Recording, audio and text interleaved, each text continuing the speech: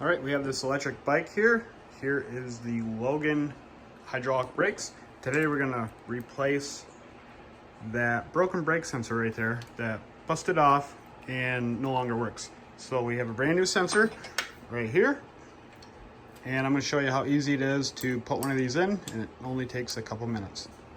Grab a wrench and loosen the old one up and spin it right out.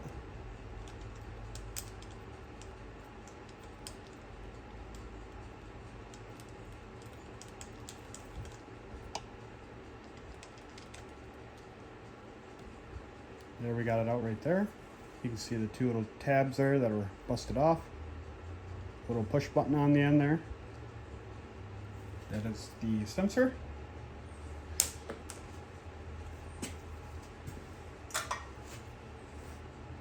And then we'll grab the new replacement right here, which is identical to the one we just took out. It's just not busted off right here.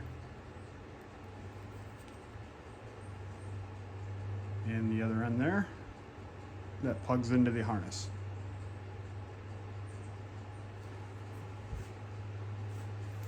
Just grab this, wiggle it in there, screw this in.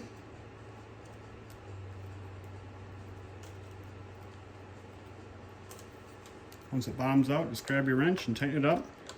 Doesn't have to be real tight, just give it a, snug it up a little bit so it won't vibrate loose. And then plug that on back into your harness and you're all done, you're good to go. That's how you fix a brake sensor on these Logan hydraulic electric bike brakes.